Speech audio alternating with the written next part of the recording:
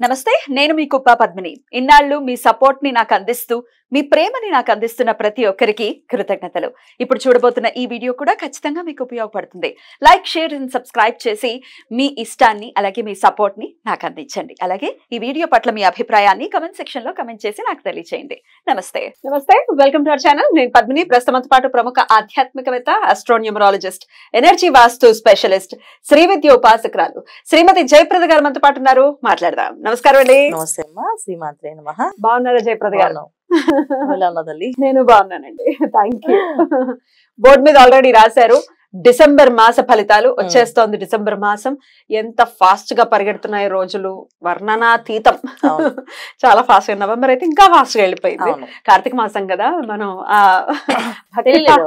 భక్తి పారవస్యంలో ఉన్నా వెళ్ళిపోయింది అలాగా చక్కగా పొద్దున్న లేవడం స్నానాలు చేయడం గుళ్ళకి వెళ్ళడం దీపాలు పెట్టడం రావడం ఇంటికి రావడం అసలు ఎప్పుడు తెలియదు ఎప్పుడు పడుకున్నాం అని తెలియకుండా చాలా చక్కగా రైట్ ఇక ధనుర్మాసం మొదలు కాబోతోంది డిసెంబర్ మాసం కూడా 1వ తారీఖు నుంచి మళ్ళీ నెక్స్ట్ ఇయర్ ఫస్ట్ వరకు కూడా ద్వాదశ రాశుల వాళ్ళకి ఎలా ఉంటుందో చెప్పబోతున్నారండి తప్పకుండా చెప్పాలి తప్పకుండా ఎందుకంటే ఈ డిసెంబర్ మాసం చాలా మందికి అన్ని విధాలా బాగుంటుంది అని అనుకోవాలి ఇప్పుడు ఎందుకంటే కార్తీక మాసము ప్లస్ మార్గశిర మాసము ధనుర్మాసం ఈ 3 మాసాలు ఎప్పుడు ఏంటంటే ఎంత టైం ఉన్నా అసలు ఏ పని ఉన్నా అసలు ఏం గుర్తుండదు ఎన్ని ప్రాబ్లమ్స్ ఉన్నాయి ఎన్ని కష్టాలను గుర్తుండవు ఎవరికి వారికి భగవంతుడి దగ్గరికి వెళ్ళాలి సేవ చేయాలి ఈ పూజ చేయించుకోవాలి ఈ దీపం వెలిగించి రావాలి అనే ఆలోచనలే ఉంటాయి కనుక ఈ రాశి ఫలాల్లో ఉండే గ్రహ సంచారం అనేది కాస్తంత ఇబ్బంది పెట్టినా అది ఎవరికి తెలియకుండా వెళ్ళిపోతుంది అదొక దేవుడు ఇచ్చిన మనకి వరం భగవంతుడు ఎప్పుడు ఏదో ఒక మనిషికి వరం ఇస్తూనే ఉంటాడు మనం అది గుర్తించుకోవాలి అది గుర్తించకపోవడం వల్ల ఇబ్బంది మాస ఫలితాల్లో ఎలా ఉంది ఈ మాసం అంటే అందరికీ సుమారుగా కొంచెం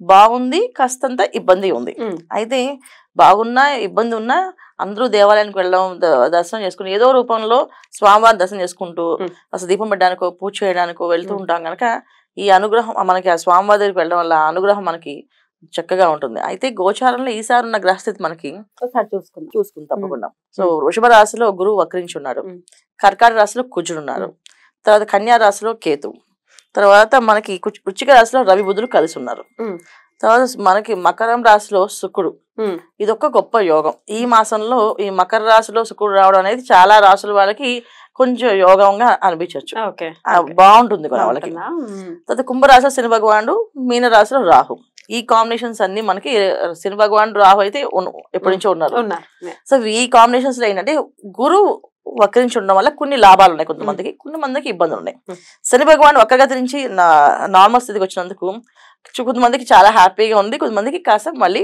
ప్రాబ్లమ్ స్టార్ట్ అవుతుంది సో మనం ఎవరెవరికి ఎలా ఉందో మనం ఈ విషయాలు తెలుసుకుంటూ వాటికి పరిహారం చేసుకు ఏం లేదు మనం ప్రతి విషయాన్ని భయపడక్కలేదు ఇది ఇలా ఉంది కనుక మనం పరిహారం చేసుకుంటూ నామస్మరణ చేసుకుంటూ భగవంతుని మించిన శక్తి అయితే ఎవ్వరికి ఏది లేదు ఆయన దగ్గర పూజా పునస్కారం జపము అనుష్ఠానం చేసిన వాళ్ళకి ఆయనే కాపాడతారు గ్రహాలు మనం ఏమి చేయవాలి తప్పకుండా అది నేను నమ్ముతాను 100%. సో ఖచ్చితంగా ఏ రాశి వాళ్ళకి ఏ ప్రాబ్లం ఉన్నా వాళ్ళు సాల్వ్ చేసేసుకోవచ్చు ఇబ్బంది ఏమో 15th నుంచి కూడా రవి ధనుసు రాశిలోకి వెళ్ళబోతున్నారు అంటే పంచమాధిపతి భాగ్యస్థానంలోకి అది మంచి ప్లేస్ అని అనుకోవచ్చు మంచి ప్లేస్ ధనస్సు రాశిలో రవి భగవాన్ అంటే రవి జనరల్ గా మకరంలో దిగ్బలాన్ని పొందుతాడు దశమ స్థానానికి ఏంటంటే దిగ్బలాన్ని పొందుతాడు ఆయన మకర రాశిలో సో ధనస్సు దగ్గరికి వెళ్తే ఆల్మోస్ట్ మకరం దగ్గర ఉన్నట్టే కదా సో ఖచ్చితంగా ధనస్సులో రవి వెళ్ళే వాళ్ళు చాలా మందికి ఉన్నతమైన స్థానాలకి పదవులకి అండ్ రావు అనుకునే వాళ్ళకి అవి ఇప్పించడం వస్తుంది ఎందుకంటే ఇక్కడ శుక్రుడు వచ్చాడు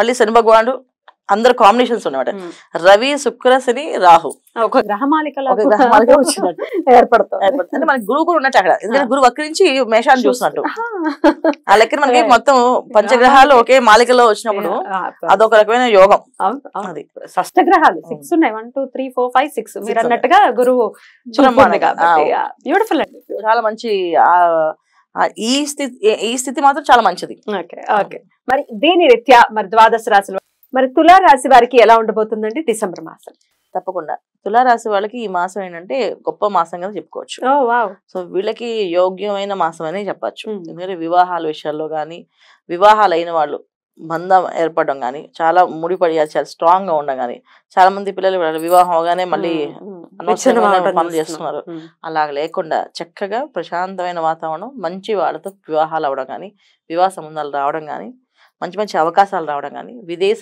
యోగాలు కానీ, విదేశాలకు వెళ్ళాలి వీసా రిజెక్ట్ అవ్వడం కానీ, అలా రిజెక్ట్ కాకుండా వీసా పాస్ అయ్యి వెళ్ళి చక్కగా ఉద్యోగాలు చేసుకోవడం కానీ, విదేశాల్లో ఉన్న పిల్లలు తల్లిదండ్రుల మాట విని ఇండియాకి రావడం, వాళ్ళు చెప్పిన మాట విని వివాహాలు చేసుకోవడం, ఇవన్నీ జరుగుతున్నాయి.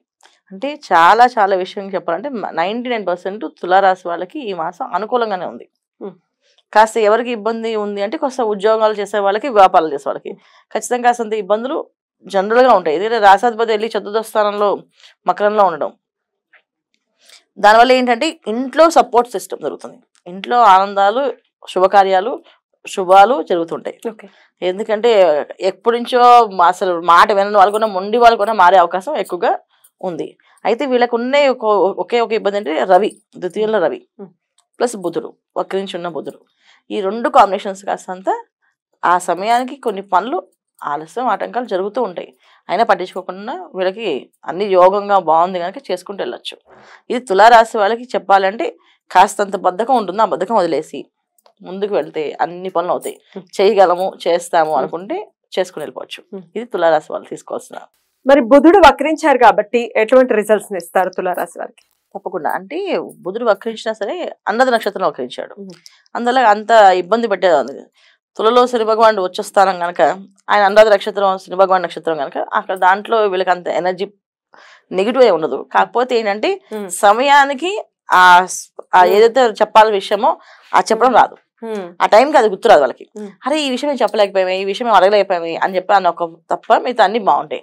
అయితే వీళ్ళు తీసుకోవాల్సిన జాగ్రత్త ఏంటంటే మెయిన్ అధికారంగా అన్ని బాగున్నప్పటికీ కూడా కొన్ని విషయాల్లో, జాబ్స్ లో విషయాల్లో కానీ, వ్యాపార విషయాల్లో కానీ కాస్తంత ఇబ్బంది పడే అవకాశం ఉంది. ఎందుకంటే రవి భగవానుడు వీళ్ళకి ద్వితీయంలో ఉన్నాడు. ద్వితీయంలో రవి అనేది అంత అనుకూలమైనది కాదు. ఆయన ధనస్సులోకి మారిన తర్వాత మళ్ళీ అది అనుకూలంగా మారుతుంది. అప్పుడు అది అనుకూలంగా మారడం ఏంటంటే అది మళ్ళీ వీళ్ళ గ్రహమాల యోగంలో వీళ్ళకి అన్ని యోగాలు మళ్ళీ బాగుంటాయి. స్థానము, సంబంధాలు, బంధాలు, అనుబంధాలు, అది మొత్తం ఏంటంటే ఒక రకమైన మాకే ఇంత గుర్తింపు వచ్చింది ఈసారి అనే ఫీలింగ్ తెప్పిస్తున్నమాట. చిన్న స్థాయిలో పనిచేసే వాళ్ళకు కూడా ఒక మంచి లాభం వచ్చి డబ్బు రావడం కానీ, వాళ్ళ గుర్తింపు రావడం కానీ, పేరు కానీ రావడం వచ్చే అవకాశం ఉంది. ఇవి ఎప్పుడు రవి భగవాన్ 16 తర్వాత డిసెంబర్ 16 నుంచి ఆయన ధనస్సులోకి వెళ్ళాక ఇది వస్తుంది. అయితే ఈ మాసం అంతా వీళ్ళు చేయాల్సింది ఏంటంటే బుధుడు వక్రించి ఉండడం వల్ల కాస్తంత ఇబ్బంది ఉంది కనుక చేయాల్సిన ఆరాధన ఏంటి, వచ్చేది మార్గశిర మాసం, ధనుర్మాసం, ఈ 2 మాసాలు లక్ష్మీనారాయణ మాసాలు. లక్ష్మీ నరసింహస్వామి ఆరాధన చేసుకోవడం, లక్ష్మీ నరసింహస్వామిని పూజ చేసుకోవడం, ప్రతి మంగళవారం గుడికి వెళ్ళడం, ప్రదక్షిణాలు చేసుకుంటూ ఉండడం, ఇది మంచి ఫలితాలు వీళ్ళకి ఇస్తుంది. ఒక బ్యూటిఫుల్ మంత్ డిసెంబర్ మంత్ తులారాశి వారికి అని ఖచ్చితంగా చెప్పచ్చు. లక్ష్మీ నరసింహస్వామి ఎందుకు చెప్పాలంటే షష్టంలో రాహు అనేది యోగించాలి. ఆ యోగించి ఏదైనా అదృష్ట యోగాలు ఇవ్వాలంటే సో లక్ష్మీ నరసింహస్వామిని అనుగ్రహిస్తే కుజుడు ప్లస్ రాహు ఇద్దరు ఈ విషయాలు ఉన్నాయి కనుక వాటి వల్ల వచ్చే ఇబ్బందులు కూడా పోతాయి అనమాట. చాలా అద్భుతంగా వివరించారండి, కృతజ్ఞతలు. ఇక నెక్స్ట్ వీడియోలో వృశ్చిక రాశి గురించి తెలుసుకుందాం. నమస్తే అండి. శ్రీమాత్రే నమః.